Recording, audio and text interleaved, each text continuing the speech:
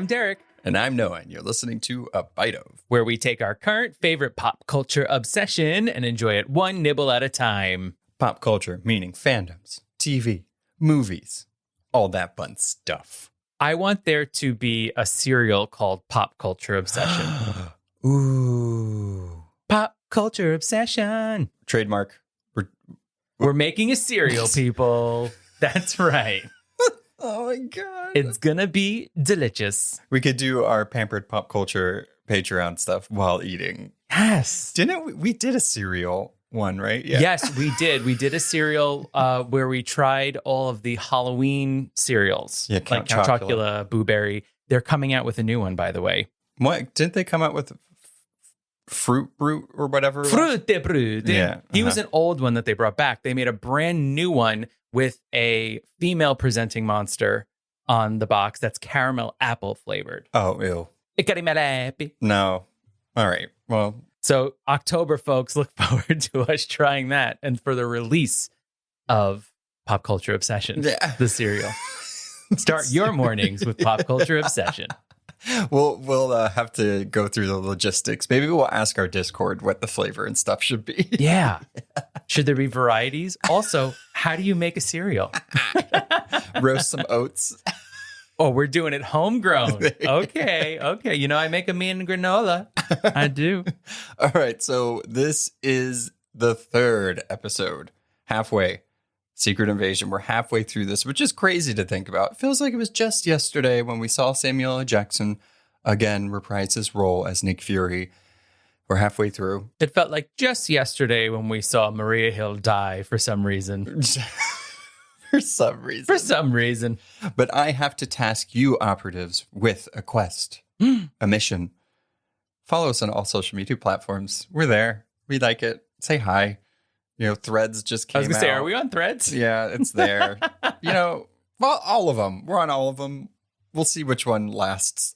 Every time I go on Instagram now, it says I have a notification. I'm like, whoa, someone interact with me. And then I go on it and it's like, so-and-so posted on Threads. Yeah. Go download it, you fool. Yeah. So that's one of your missions as an operative of A Bite Of. Also, we have a Patreon, $1 a month, or a trial. You get to experience our Before the MCU episodes. The next one this month is The Punisher. 1989's Punisher. It's going to be very hard to find. We'll see about doing maybe a watch party type situation on Discord. Oh. Because it's on YouTube and we'll just put it out there for you guys to watch. It's a little easier. The first one we did was Howard the Duck. That was a lot of fun. So if you want to listen to that, go there. I feel like I'm so intrigued by The Punisher because I didn't even know it existed.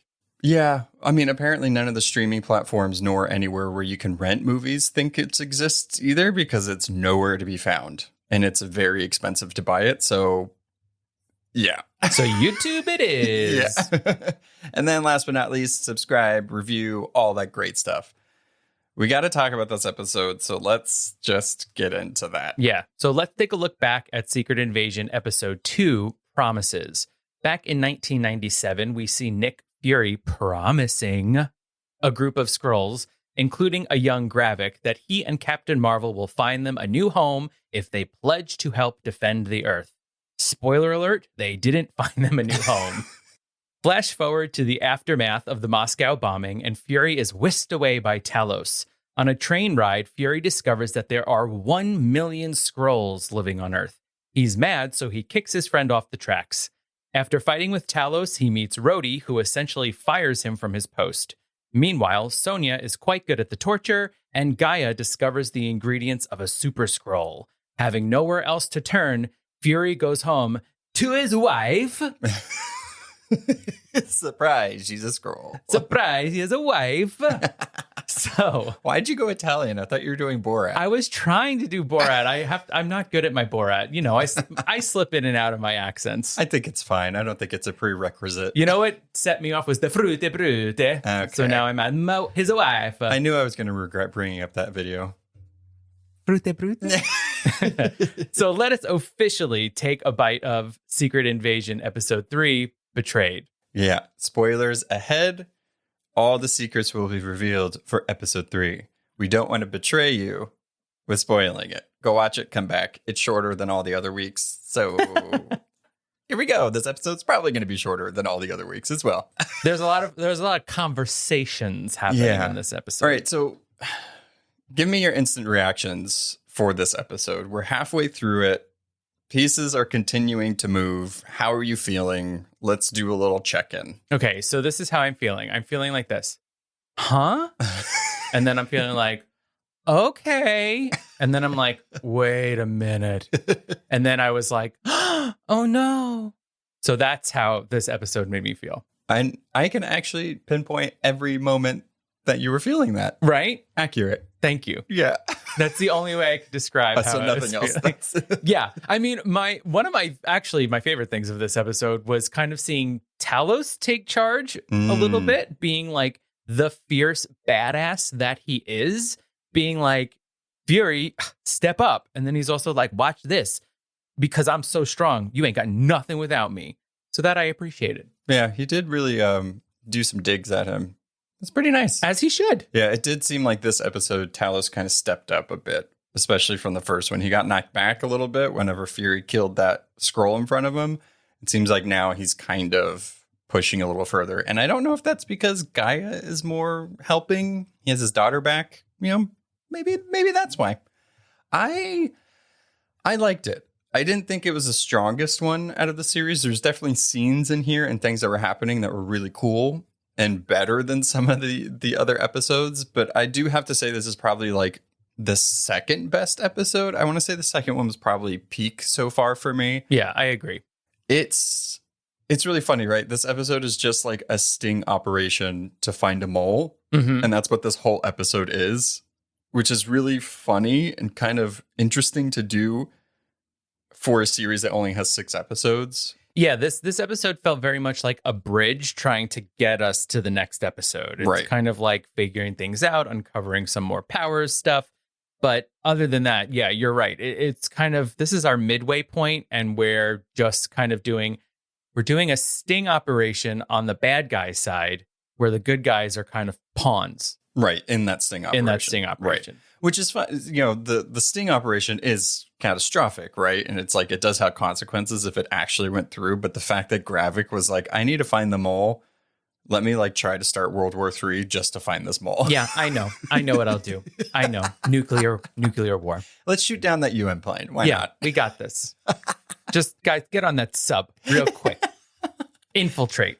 So going into the episode, we get a good conversation with Fury and his wife, Priscilla.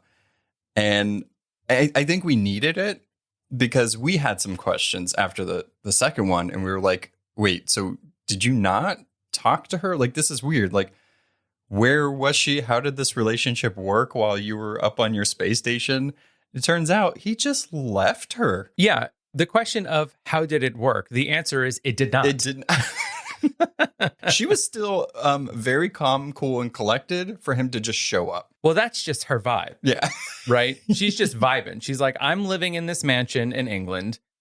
Oh, look who's back. I'm going to continue cooking dinner. Maybe that's why she shifted into her human form. I mean, it seems like she is in her human form around him. And I don't know if that's just for budget reasons and they don't want to keep doing that, but maybe just presenting because she has a human relationship. Maybe that's just how she does it. And she's more comfortable in that skin now. And maybe, I'm not sure. Yeah, maybe there's just something to be said about like how Skrulls exist on Earth. And there's always the chance that someone can come to your door or someone can walk up to a window. So you want to be in the form that they would be used to. Right. Not a Skrull. Yeah. What the heck? Who's sauteing that broccoli? Here's your Instacart order. Oh my God. Amazon. Whoa. Cable guy. But it is really messed up. And I don't blame her for holding resentment towards Fury because he was gone during the blip. So 5 years, came back and was like, bye, I'm still going to leave. So like there's close to a decade of just her not being with her husband. And she wasn't snapped out of existence. So she was just waiting around. And then she's like, great, he's back.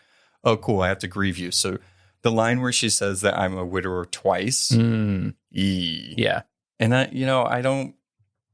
kind of don't blame her. I don't blame her either. I mean, it's that conversation of what is Fury putting first in his life, and it feels like he put his job first. But he didn't even communicate with Maria Hill either. It's like he kind of just disconnected and went the furthest distance he possibly could. Is it one of those things of him being like, the less people who know where I am, the less danger there is for them? Maybe. That seems like a very spy thing to do. Because otherwise, he's just a dick. Yeah. Well, I think there's a part of that too, where he just was selfish and not understanding what he was doing to the people. I mean, I get like a little edgy if you're out running errands for like an hour and I haven't heard from you. I'm like, well, he's gone forever. So we live in New York, so errands could take an hour. I can't imagine what she felt with him in space. Not talking. So yeah, and I completely get it. It's also that thing of, I've been leading a life now for how many years? Right. I'm happy to see you're here. I'm happy to see you're alive, but I'm kind of in the middle of something. Yeah, like you don't come into my life out of nowhere when you want to and tell me how to do things and ask me questions. I'm going to ask you questions. Absolutely. And I liked how she was very much like in control of the whole situation because it is her house. It's her territory. She knows what she's doing. This is the perfect illustration of how to have a conversation with your spouse. You keep cool, calm, and collected. You keep it to I feel feelings and statements, and you just say how you feel. And you let them take a call when they need to take a call. Yes, a call. That was not even a hello. There is some theories going around, and it actually made me... This is one of the theories where I was like, oh, this actually makes some sense. So there's theories about his glasses that he's wearing. We know that his glasses can show infrared, right? They're spy glasses. Let's say they're a lot like, Edith or, Tony Stark's glasses that Peter Parker got. Yeah. They can do a variety of things. It's interesting when he decides to wear his glasses and when he doesn't. Most of the time when he's not wearing his glasses, he's around Talos. But when he is wearing his glasses, he's around Rhodey. He's around Gravik. He's around all these other people. So I'm curious if the glasses can also sense when somebody's lying, like heartbeat and stuff like that. And it seems like he was really focused on her when he was asking her questions. And then the scene where she takes the call, he turns his back from her. And I don't know if that was a reason of like, oh, something in the glasses can hear the phone call that's like by the ear so that he kind of turned so he could hear it. It's interesting. Like, I think once I started seeing people talk about that, I was like, that makes some sense because he's wearing glasses in certain places, but not.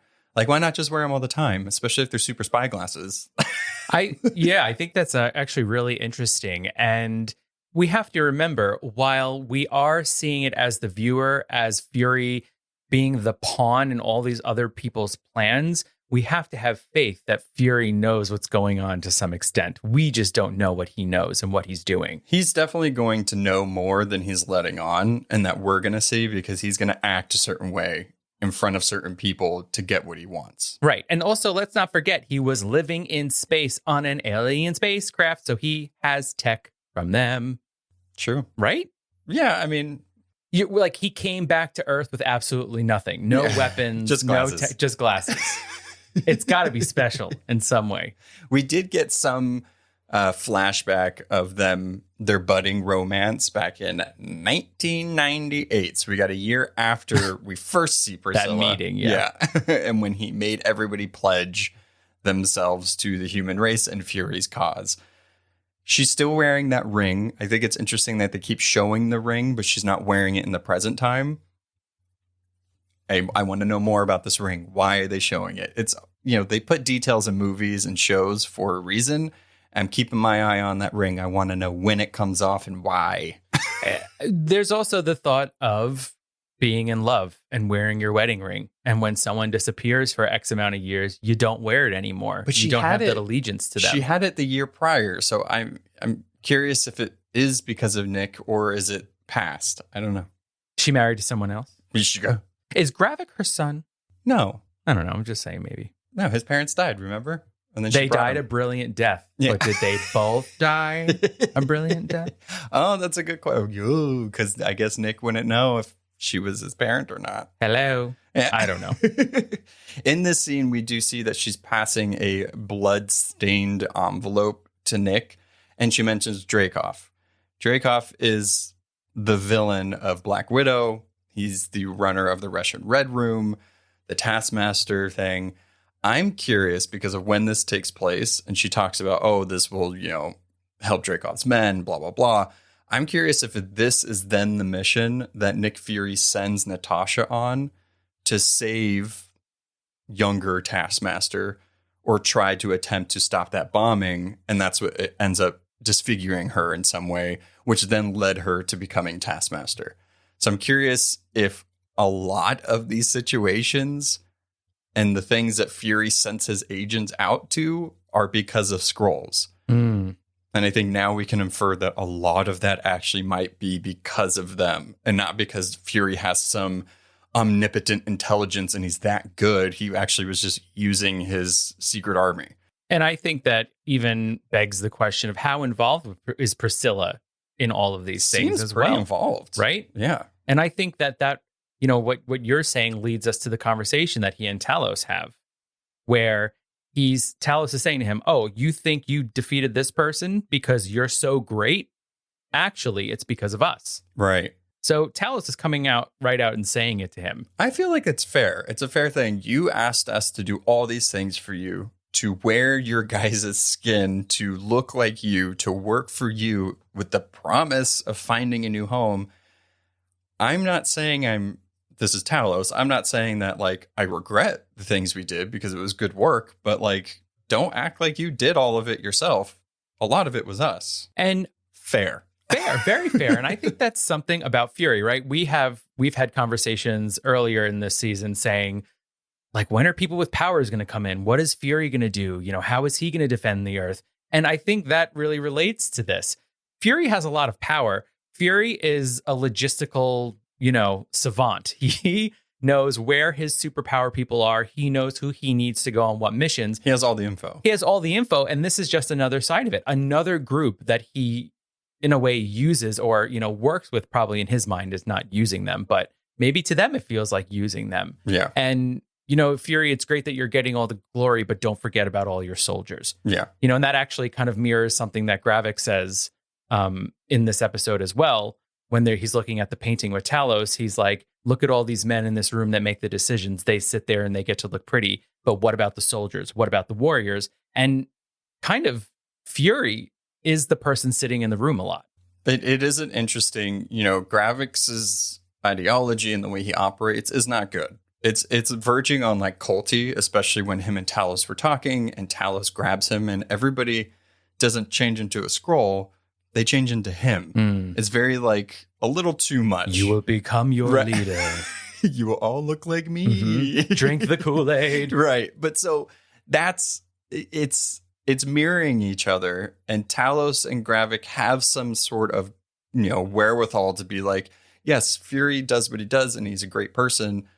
But he is the person in the room sitting there getting painted or photographed while everybody else out here is dying and doing the work. Yeah. Gravik is just taking it. Gravik. I keep saying Graviks. I know. I feel like I want it to have a KS or an X at the end of it, but it's Gravik. Yeah, at least this one has a vowel instead of Clert. Clert has no vowels. Good old Clert and an apostrophe. Yeah. Don't forget about that. Gaia got the apostrophe, though, this time around. But she has vowels. That's true. So it's fine. But that whole scene, I loved that scene. I loved them hashing it out. Talos came in hot with, okay, you do understand, have you not seen how humans react when their world or species is in danger? There's a thing called the Avengers. How many threats have they stopped? How are you, few Skrulls, going to possibly overthrow all that?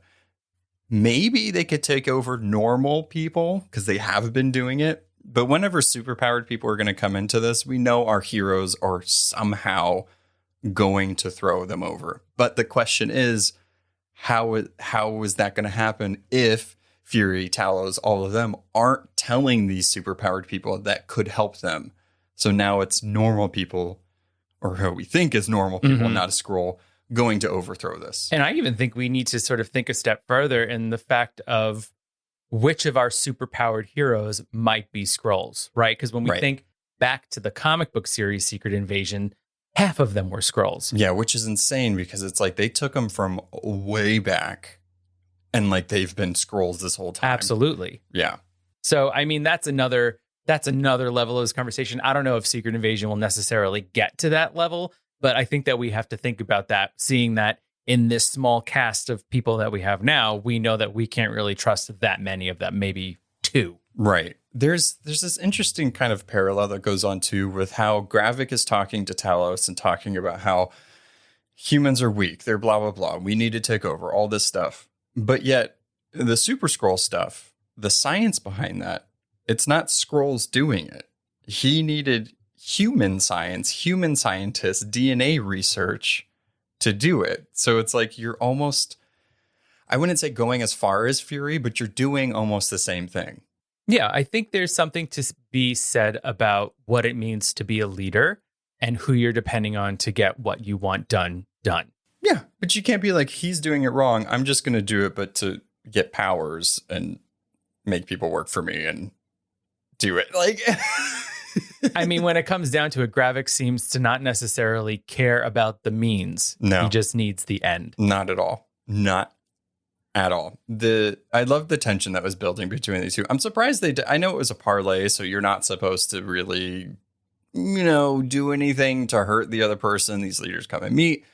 I am surprised that Gravik didn't do anything. And in turn, it almost seems like because we know the whole plot with the submarine and the thing, he almost hoped something like that would happen. Maybe that's why he had Gaia take him there. Well, I believe that's the whole point of this scene and this episode. Like we said, it's a sting operation. So Gravik can't kill the person or hurt the person that he is counting on to figure out who's leaking information from his side. So he's going to take whatever he's going to take from, Talos, which in this sense is a knife in the hand, and let it happen because he needs to connect the dots. And, number one person he's suspecting obviously is Gaia. So he's not going to kill her father or take her father captive because he needs to know that it's her that's releasing the information. Yeah. I'm hoping. It seems like Gaia has kind of, I'm not too sure what happened with the backpacks and the infrared and her information not necessarily being totally true. Maybe Gravik had assumed and he put the bomb somewhere else and didn't even put it on the people. And it seemed like Gaia's information was kind of slippery, but nothing ever came from that. You know what I mean? Talos wasn't like, oh, Gaia gave us the wrong information. It really wasn't in the backpacks to distract us. So I'm curious if Gravik, even back then, had to assume that Gaia might have been compromised in some way. But I'm glad that it seems like Gaia is not necessarily fully on Gravik's side. And she knows that Talos needs to know all this information. I think the thing with Gaia is that Gaia wants, at the base level, what Gravik wants. Not necessarily total human domination, but a home. A home. But he's taking it to a level that she's not comfortable with, which is nuclear war and death. Right? But I do wish that we got a little more of seeing her repair her relationship with Talos, because they had a run-in the first episode. There was the whole backpack thing. And then out of nowhere, they're like fully communicating with each other and she's doing intel for him. Well, so the episode does get the mole out, right? Gravik fully knows that Gaia is working with them and everything. So I'm assuming that she is maybe going to join forces with him and maybe they'll have more screen time together, because I do want that. I want more of them interacting with each other and working together. I think it would be a cooler dynamic aside from Talos kind of waiting for her to give her information and then risking her position and working with Nick and blah, blah, blah. So I'm hoping that since now she's kind of has to cut ties with all of them, that now she's fully on Team Talos and not Gravik. Hashtag Team Talos. Yeah. Love you, Dad. The submarine plot was fine. It's very much like Hunt for Red October situation. 2 keys. Mission Impossible. Yeah. Ghost Protocol. All of that. 2 keys. Was it nuclear sub? Because that's usually like nuclear. Yeah, nuclear. It was a nuclear sub. It was? Yeah. Oh, you're going to blow up a plane with a nuclear bomb? Mama. That's a lot. That's Gravik for you. But he said, you know what? Yeah. Find me the worst bomb. I want to blow up one plane. Well, right. He needed people to be scared about this. He needed them to try and stop the plot because he needed to know who was the mole. It would make sense. I mean, that's probably why he had his like second in command go. Yeah. That new person that guy brought in, and then some other guy. A regular missile, no one would care about it. Nuclear, OMG. But like, did he really sacrifice these 3 other Skrulls? Because guess what? Just once he's got an army of super Skrulls, it don't matter about these weaklings anymore. The poor new Skrull. He seemed like he really was like in on the cause. He's just too young. Yeah, that's on Gaia. That's on Gaia. That's on Gaia. She whipped out that blue fruit. He was hypnotized and ready, and now look at him. Good job, Gaia. Yeah. We got a really cool. I think this is really the only action set piece in this. This one, the action pieces are very far in between. So far in these 3 episodes, it's more towards the end of the episodes that we get something happening, guns being used, sneaking around. Again, this is the 3rd episode with a lot of exposition, a lot of talking, a lot of grievances being put out into the open. When they're going to that general's house to get the code to stop the thing, it's a race against trying to stop that plot from happening. I liked it. I like those like trying to sneak into a place without getting detected, blah, blah, blah. The interesting thing about now, what we for sure know is that Nick says, even in Captain Marvel, nobody calls me Nick. They only call me Fury. He told Captain Marvel that. He just found in this episode when Talos was being held hostage with a gun against his head, either Talos said that or the person posed as Talos to tell him over the earpiece, "Oh, I'm fine, Nick. I was just beating up this guy." He knew something was wrong because nobody calls him Nick. So if we think back a little bit, who recently called him Nick? And it's Rhodey. Rhodey just recently called him Nick. And if Rhodey is Rhodey, I would assume that he wouldn't call him Nick in this series if it wasn't supposed to be a red flag. Right. I mean, it is okay. I love that. I feel like that's a thing that happens in these, body double things. Like, you've never called me mom your entire life. But they, That's Nick Fury saying that. Yeah. You've never called me mom. You've only called me mama. Mommy. But it is sort of silly because we have these mind zapping machines that apparently take every piece of information from the brain of the person. I mean, I guess in this instance, when he's quickly becoming Talos, he hasn't done a full brain scan. Right. But the Rhodey instance, you would think that they have Rhodey in a pod somewhere and they're, going through his brain. Maybe. I mean, but also that's where I'm kind of like, I don't think we'll know is if Talos said it to Fury to tip him off that something's happening, or if the guy that was holding him hostage said it and slipped. Got it. I think either way, it kind of like does what it needed to do. Sure. But I mean, even if you think back, I can guarantee you people called him Nick. Yeah. It could also just be a thing of Rhodey being like, we're not friends anymore. Nick. I'm calling you Nick. Yeah. But I think in this series, he said it 2 times where it's like, nobody calls me Nick. I think from now on, when people call him Nick. Red flag. Yeah. Like we can't trust him. I can't trust anybody in this show. I don't even trust Nick. What does his wife call him? I don't know. Boo. Does she call him Nick? I don't remember. Welcome home, you. Yeah. Welcome home, stranger. Good to see you, Fury. Abandoner. Yeah, there you go. Ghost. I thought Love you were of my dead. life that left me twice. Demon. Space Ranger. But how do you feel about the code being Zachary? The kid that was there that Fury so easily just held hostage and put a gun against his head. The code to stop the bomb was Zachary. This is the problem with work from home situations. Okay? You are getting ready to launch nuclear war in your home office. Guess what? Your kid becomes a bargaining chip. Sorry. I do want to say, and I don't mean to make it like serious or like look far into it. This is just how my brain works, right? When Gaia goes to the guy that's in that tethering pod, whatever it is. Guy who goes to the guy. Yeah. Giggity, giggity. And she's looking through the memories to try to figure out what possibly the code could be. I actually liked how that was set up. It looks like you're kind of looking underwater. It was a neat way to show that. Yeah, it was like technical but alien tech. Right. It was fun. Right, on the nose. All of the things that you see is of the kid and him. So it's like you're seeing all these things, like going to the movies, doing something, and it's like all about the kid, which makes sense. It's like, okay, Zachary's the thing. But you have to think like the scroll isn't the kid's father, but he's probably been in that position so long that he's grown an attachment to the actual kid. So there's something to be said about how long they're like in those positions and how much they kind of change with that, because it's interesting, right? If he was really this just like shadow soldier and just trying to do a job, kill him. What do I care? Yeah, he wouldn't care. Yeah.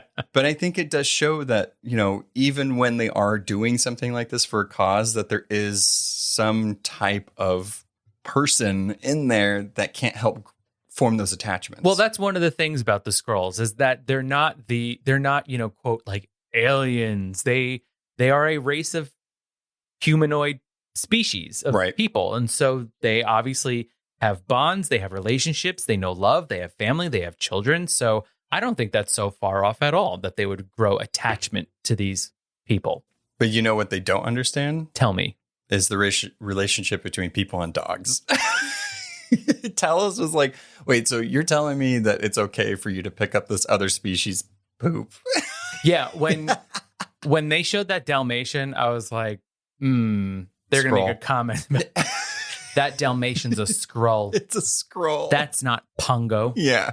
Did you notice? I'm sorry. This is just like a thing. I don't know why bringing up Dalmatian and stuff like that made me think of this. That Priscilla's human form, skin, has aged with her. When we see her in 1998. 1923. We're doing the Punisher from 1989. So it's in your brain. She's younger, but when we look at her now, it's aged slightly. And I don't know if that's they don't want to pay for de-aging stuff, or she's kind of aging with Fury, which is kind of sweet. I want to say, I'm just putting it out there. That's the only thing. That's the reason why I wanted to bring it up, because I feel like she doesn't totally hate him. She obviously still loves him. Well, yeah, I think. And I also think there's, if you're going to be a good undercover soldier, you have to learn the ways of the planet that you're on. And so being young forever isn't what happens. So I guess you can kind of manipulate it. Well, she's in the freaking woods. It's not like she... Yeah. And she just stays there forever. All right. So we are nearly done talking about this episode. I do have to mention our 1 minute of screen time of Sonia Fallsworth, because I love Olivia Colman. Every scene she's in. I don't think anybody can disagree that, one, she looks amazing. She always has clocks around her. And she always has a burn of some sort to say to whoever she's talking to. She found that spy gear that was on the owl. The spy ball. Was named Hoot. Now it's named Nicholas Fury. And she gave it a little tiny eye patch. So good.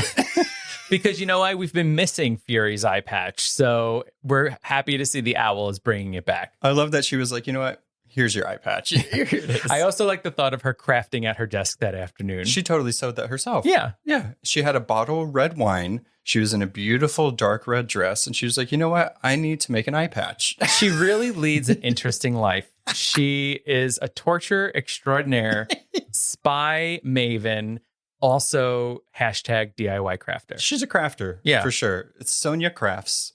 Yeah. Get her. All social media platforms. She's going to be on the next season of Making It with Amy Poehler and Nick Offerman. And she's going to talk about how much she loves red wine. And she will win, because if not, she will cut their fingers They off. will die. She will inject them with blood boiling. In this scene, the only thing I want to say that was of note was the guy that she says that she's keeping an eye on, that she has a mole herself. And it was the guy that we saw her talking to from the owl thing, the redheaded guy. You know who that is? Tell me. And I only know this because I looked at the credits.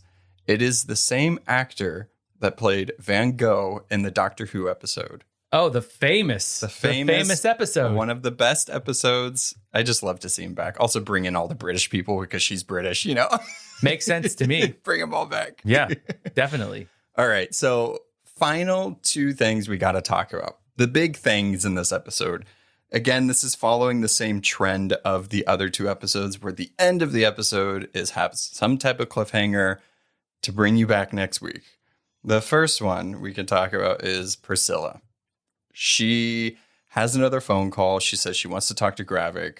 No, you're going to meet me here at this church. You're talking to me. She goes to a safety deposit box. She gets a gun. A gun. I don't know why she has a gun there. I think that they sent her to the box and said, pick up what's in the box. And it's a gun. And she knows that the message is kill him. Fury? Yeah.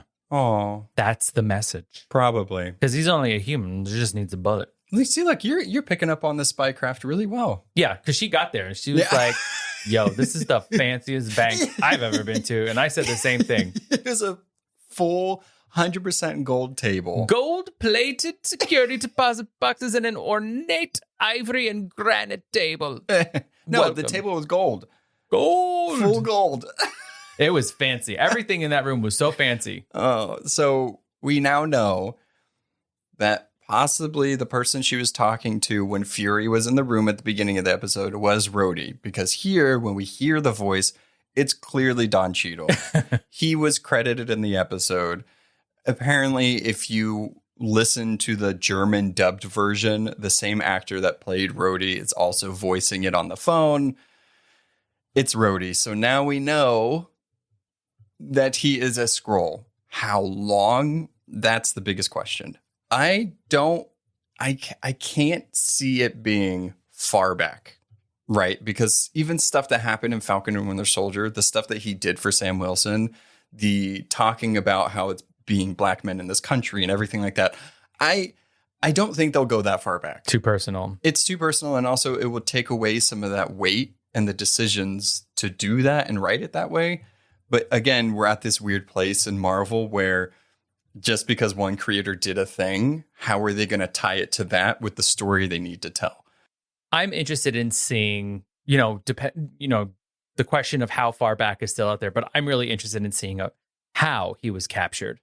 I mean, I want to say, that is true. Because, I mean, it did seem like whenever she got the call, she either expected the call and knew it was going to be him, or maybe she just gets calls like that and she has to answer it. Yeah, that's her work phone. Yeah. So she knows she's getting calls like that on that phone. Where Priscilla goes with this and what she's going to do with the gun, I think is an interesting question. I feel like we can trust her.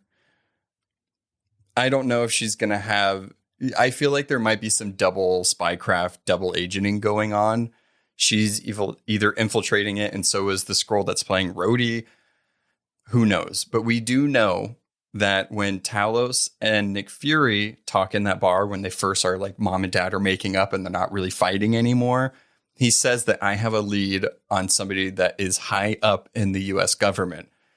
Where he got that information from like the last episode to now makes me believe that he heard something on her phone and it was Rhodey. And that's how he's piecing those two things together. I don't know who to trust, right? It's like, are they bad Skrulls? Are they good Skrulls? Is Talos also doing something that Fury doesn't know about because he knows that he wouldn't like it? I want to think that Talos himself has an army of Skrulls that he's working with, a group of people of Skrulls that he can trust. And maybe they're a part of it. But like, why wouldn't he just like go to Rhodey and be like, hey, we need help because of this? I don't see Rhodey being like, no. Or maybe, I don't know. It's interesting. Also, where is Rhodey's body? Like he's in the broke down warehouse in Russia. No. You know what? That place is radiated like crazy. And there's human bodies just there. All of them are going to come out dead. That is a question. Why are they keeping them alive? Once you take their form, you're done. If you've done a brain scan, you're done. They're not living anymore. You don't need to know anything about them. Maybe it So takes a while to like get all the information. Maybe they have it that way in case they need to pull information. they got to download it to the USB. Yeah, because it might be too much to download everything about somebody. Yeah, they're uploading it to the cloud. Yeah. The scroll And cloud. as we saw, they're still using like MS-DOS. So it's going to take a long time for them to download all that info. Except for in the lab. The lab had like super high tech, like see-through Tony Stark tech. It's great. That Gravik keeps all the good stuff for himself. Selfish. Okay, Gravik and Gaia. We got to talk about this. The scene with Talos and Gravik, whenever Talos stabs him in the hand, and it was a very graphic scene, and I did not expect to see that. We see that he has the healing powers of Extremis, meaning he has gone through this, which I did like seeing because it means he believes in it instead of just like, I'm sure he tested people first, but he did it himself. So he's not like, oh, I just need to have like all these people die and keep testing it and then I'll do it.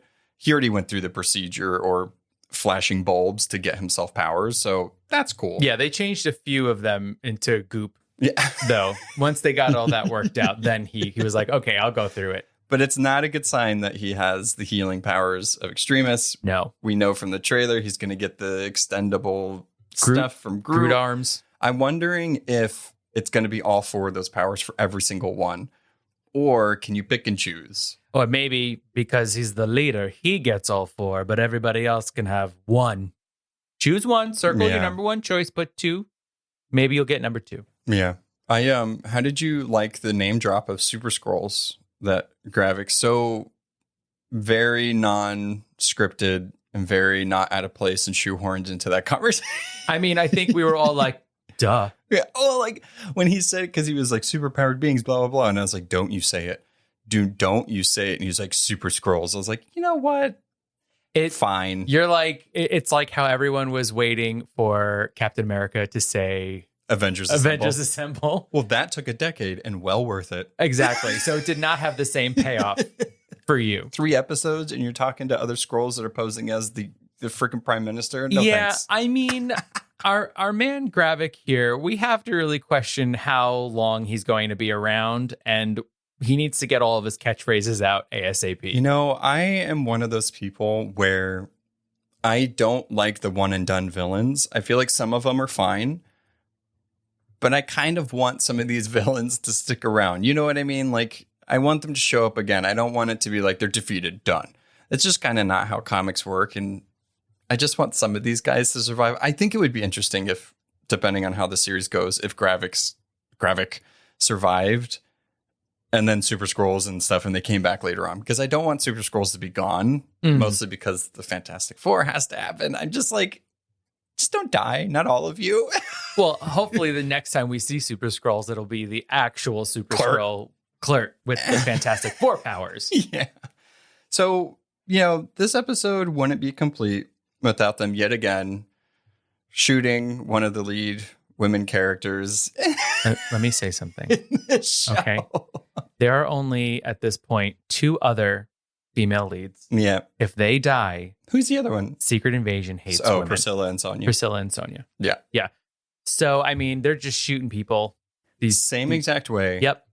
Gravik goes out there, knows that Gaia did what she did, shoots her. Same situation that happened to Maria. He has a MO that he likes to do, apparently. For someone with Super Skrull powers, he sure does like to rely on a gun. Mm-hmm. Yeah. You could be a little more inventive. Less messy, quicker, shocking. He's brutal. Yeah. He's a jerk. She does revert back to her Skrull form. I do not believe she's dead. You do not get somebody like Emilia Clarke to sign on to an MCU property to for then 3 kill episodes. her 3 episodes in. Maria Hill, I get, is a red herring. She's probably going to stay dead. I don't want to hear about the duplicates and all that stuff. I kind of hope she is still dead, because if both of these characters come back, like, I know Gaia's going to come back. Where's the stakes? Where's the consequences? Like, everybody's just going to die and come back. It's like, okay, cool. Well, that's kind of the, I don't know if problem's the right word, but that's one of the things about this introducing the Skrulls, is that anyone can die, and then they could be like, it was the Skrull them. Yeah. You know? But that's what I'm hoping doesn't happen. Right. Because Maria would have to come back as a Skrull or as the duplicate, like what with what was in Agents of S.H.I.E.L.D. Wherever they're holding Rhodey, Maria Hill is right next to No, stop. But I feel like because she was in the lab and she did all that and she saw them use the machine on people, she knows what it is. She has to. She used it on herself. She had to have used it on herself. And so she's just going to heal because we didn't get a bleeding out scene. We didn't get a zoom out seeing Black Widow, Maria Hill just lying there dead and bleeding out. We didn't get that with her. If they didn't die on screen, they're not dead. That's a rule of a movie. Like if we don't see it, it's not happening. You know, and she is smart, so she knows that if she needs to convince him that she's dead, she has to revert back to her Skrull form. And she looked cute. She looked cute as a Skrull. She's a little baby Gaia. Yeah. So a lot of moving pieces, a lot of, again, exposition. We're finding stuff out. I feel like a lot of pieces have moved and we need some people to actually make some moves at this point. We're halfway through. We have to see where it's going. I can see it going towards stopping them doing the Super Skrull stuff. I feel like that's where it's going to go. I just need a little more. I feel like we're getting there. I think, yeah, at this point, we actually have to sort of see the Skrulls attack or invade. Well, they have. But barely. Yeah. You know, we've heard about it. It's happened a lot off screen. Are we going to actually see them move? Well, that's the thing about this, right? It's supposed to be a shadow war. It's supposed to be done without all these people knowing. So what is going to be the extent of like the all out? They're just going to fight in an open field in the middle of nowhere. Like that's what's going to happen, you know, like back to Russia. So at this point, I don't know who to trust. I don't know if I can even trust Fury. I don't know if there's a real Fury and a Skrull Fury. Something could be happening. Something feels weird about Fury, and it's either his secrets or there's something more. I don't know. Yeah, I think we're still at that place of not knowing what the ultimate final kind of plan for this show is. Or the consequences. Yeah. We don't know who to trust. We now are second guessing Priscilla. We're second guessing Rhodey. We don't know what's going on with Gaia. We don't know how many Super Skrulls there are now. So, well, not the 3 that he just gave up in the submarine. Yeah, I guess they could sneak off maybe, but that other dude was really trying to get the other guy to turn his key. It's not okay. No, he's not going to like that. So we're still in the middle, very much so, literally, of this series. So next week we have episode 4. This month, just as a reminder, we're covering The Punisher from 1989 on our Patreon. So that's what we're doing this month. July, baby. Yeah, let's go. I think the series ends this month, so what does the future hold? Oh my God. All right, so till next week. All right, folks. Goodbye. Bye. Thanks for listening to A Bite of. Artwork and editing by our own Noah. Be sure to follow us on Instagram and Twitter at A Bite of Pod, and on Facebook at A Bite of. If you have any questions, recommendations, or just want to say hi, you can contact us on abiteofpod.com. Please be sure to subscribe, rate, and review to spread the word. See you next time on A Bite of. Bye.